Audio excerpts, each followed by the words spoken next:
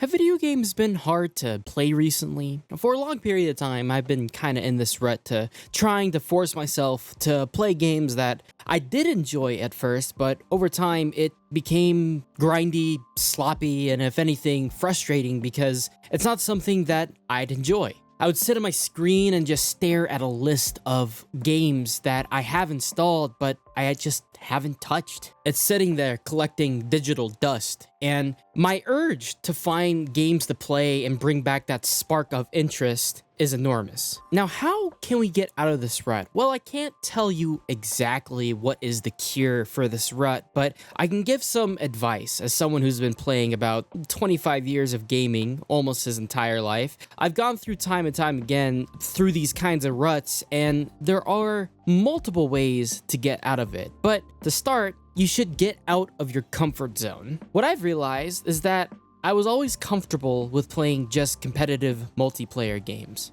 from Call of Duty, Zone, Valorant when I was quote unquote enjoying that, and a lot of other similar games that pushed myself to be the best gamer out there, but also it pushed my mental state. Something about competition, to me at least, is something that I love. It brings out something that I don't think a lot of the times I get, and that's just this energy and adrenaline to trying to be the best at the game that I'm playing. But as of recently, and as I grow older, it's not something that I really care for anymore because one, obviously the country I'm in is kind of making it very difficult to be competitive when I'm trying to just survive. But it's also because the games itself are very grindy to the point where you're almost stuck in this zone where you can't move out of the game. It's become much more of a hassle in the long run because when you're stuck in a multiplayer game and you're trying to grind that $10 battle pass you purchased or even $80 battle pass, Jesus Christ, Call of Duty, you start to realize that you're investing so much time to grinding the game that you don't really have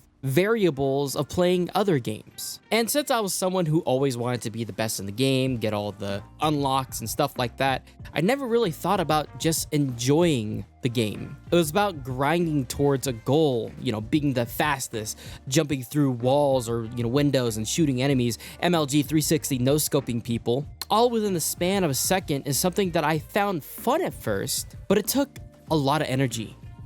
Being that competitive almost every single day, playing nonstop, it became annoying and if not repetitive, making my mind numb. So for me, I decided to change the pace of myself and play something I haven't played in some time. Single player games. Honestly, it's always been fun to play those kinds of games for me, and especially when you go at your own pace, slow down. Enjoy the environment, the graphics, enjoy the story even. Elden Ring, Fallout 4, Stardew Valley, Underdogs, and more recently, The Outer Wilds, which you are seeing right now, I am enjoying thoroughly. These games allow you to continuously play and follow a story of your own path or a linear one at that, and without having to feel pressured to play the game. You can be at your own pace, take your own time, see the different parts of the game and the world that was built up. And that's something that I missed out on a lot of the times, especially when I was younger. Now, I'm not saying go out and play single player games, even though I highly suggest you should. I also think it can be the same vice versa. Single player games could get boring if you try to repeat the story every single time and play it every single day. Like, for example, God of War. You could play on different difficulties, sure, but sometimes you want more of a challenge. You want more competitiveness, and multiplayer games can be a part of that as well. Except for Call of Duty, because fuck Activision and the horse they rode on. But another example is not just the single player, multiplayer parts of the game, it's also the genre of games. It's not just being about single player and multiplayer. Instead of playing, FPS games, maybe go out and play a complicated RPG game. Or better yet, play a dungeon crawler like Minecraft Dungeons or Enter the Gungeon. The point is that you gotta change the pace of yourself and also play a game that is a different pace.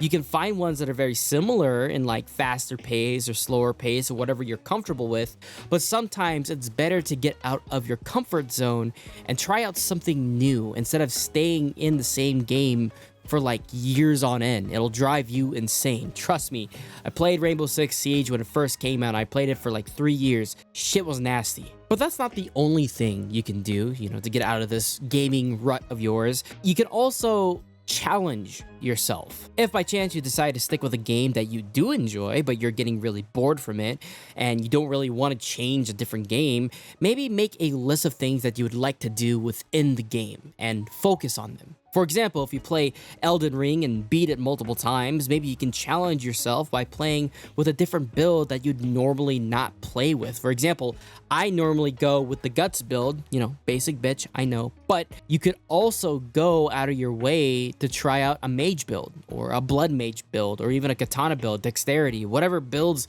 you want to do.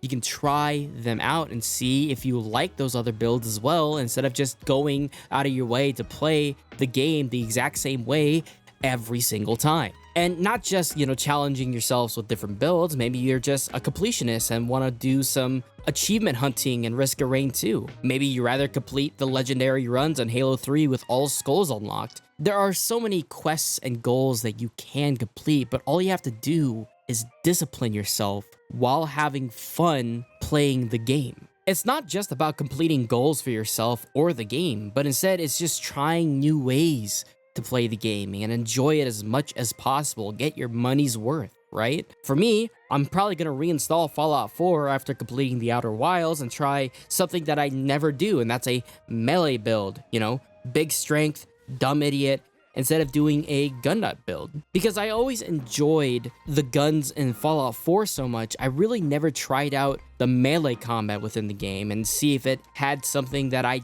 didn't expect. So break that mold that you set yourself originally and try to enjoy the game in a different light. And speaking of enjoyment, maybe it's also time for you to not use social media, but also use it. It's a little complicated, I know, it sounds very counterproductive because you're watching me asking these questions and trying to find answers on why gaming feels off or what you can do to make it fun again. But I also bet you watch other people play games for either reviews, funny moments, or because you can't afford the game to play, either from poor optimization or they cost $80 now. Thanks, Tarkov, for running around 40 FPS on my 6800 XT and my 5900 XT CPU.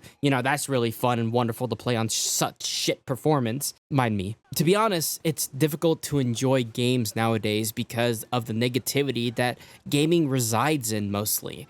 Communities complaining left and right, moaning about the problems that maybe the devs had for making the game or devs' personal lives, or even the cost of games. Hell, even the slight chance of Twitter complaining about bullshit that isn't even worthwhile to complain about. It's not to say that it's not warranted for some games to have to shit the bed, especially as of recent releases. I digress. It's hard to really see where gaming is going because a lot of people have negative outcomes on where gaming is at right now. Hey, I'm an example. I hated VR gaming, and as of recently, it's been very hard for me to enjoy it because a lot of the times I've only seen the real downsides of VR gaming, and I've waited like years for VR to get into the mainstream, but it really hasn't done that yet. It's still in its infancy and people are learning what to do or what not to do for a game. But the difficulty for VR gaming is that I always see it as a negative light and other people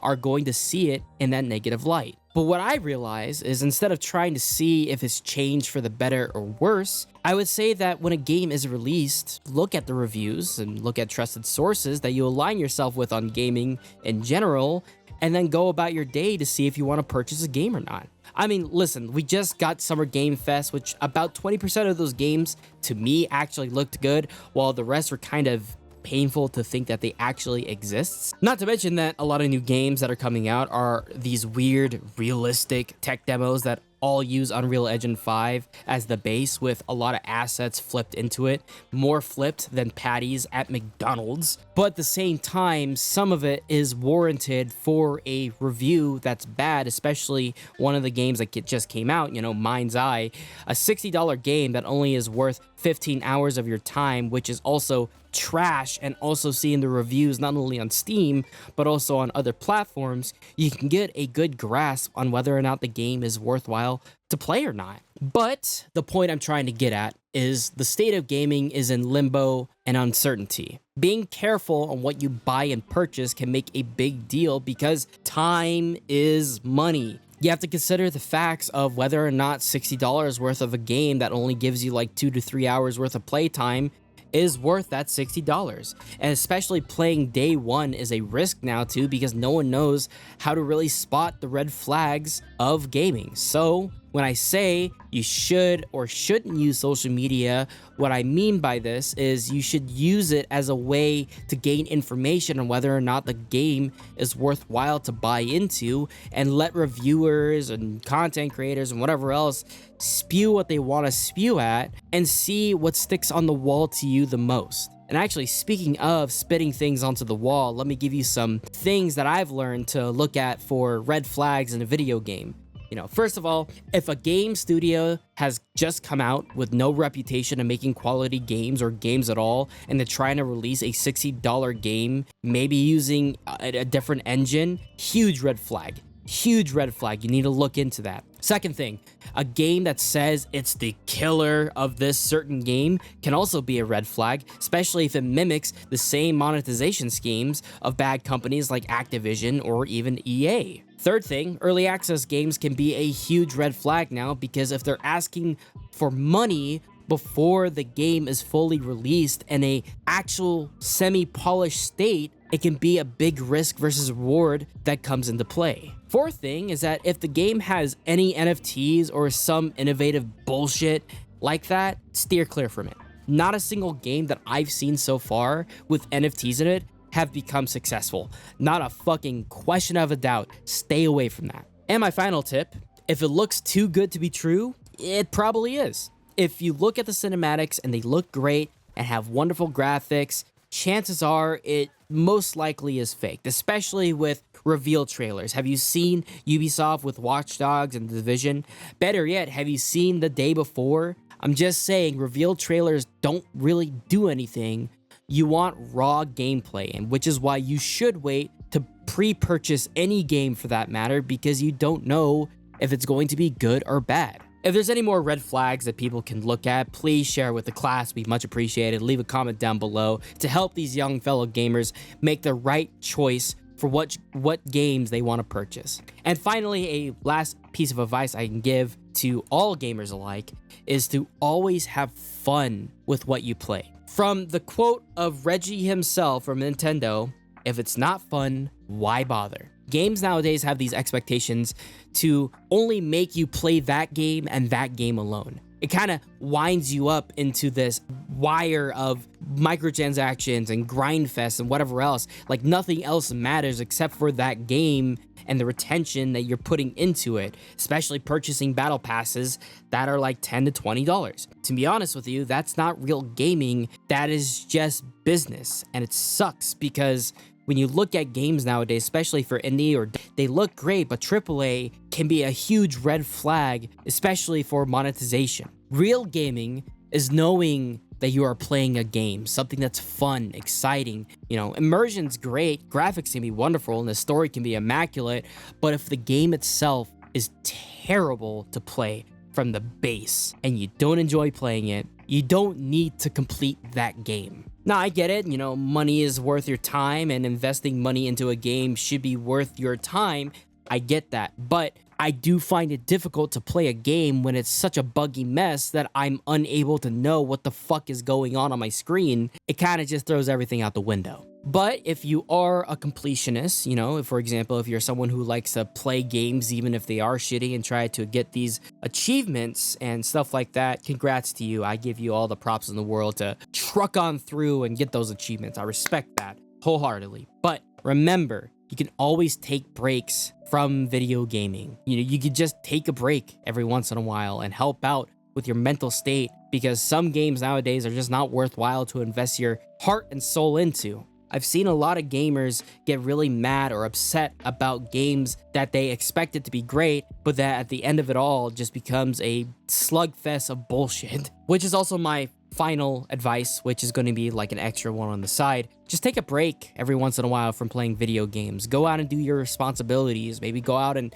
do some chores or relax a bit or watch a movie. Do something else other than just playing a video game nonstop. When you play a video game for such a long time, you start building I would say, a resistance to seeing something new and exciting. When you play the same game over and over and over again, especially multiplayer games or even hell, single player games, it can get really annoying to play the exact same game every single day and expect something to change when nothing changes at all. Your first playthrough obviously is a whole different story, especially for single player games, but when you play a multiplayer game, it can bog you down a lot. So take breaks, relax, chill out, do something else. There's other things other than video games that you can do out there. Especially if you're a content creator. By God, I've seen so many content creators who are stuck in this one genre of game and just only play those games. For me, I'm stuck in the VR genre. The shit sucks. I ain't gonna lie to you. I'm looking to expand my horizons, other games to play right now, especially for my channel. Let me know what you guys would love to see. It'd be much appreciated. But that is it for me, everyone. I hope you have a great rest of your day. I'm back to making content. I'm going to try to make content every Saturday or Friday. I'm trying to decide whether or not I want to upload on one of those days. But point being is that I am very excited to come back and to make content for you guys to enjoy. Seriously, it's something that I thoroughly want to continue on doing. It's something that I've been wanting to do for a little while now and be more, disciplined in uploading, but sometimes a mental health break like I just had is worthwhile. And I'm hoping that me talking to you guys about what you can do to make gaming fun again helps out a lot. But that's it for me, everyone. Deuces, take care, everyone.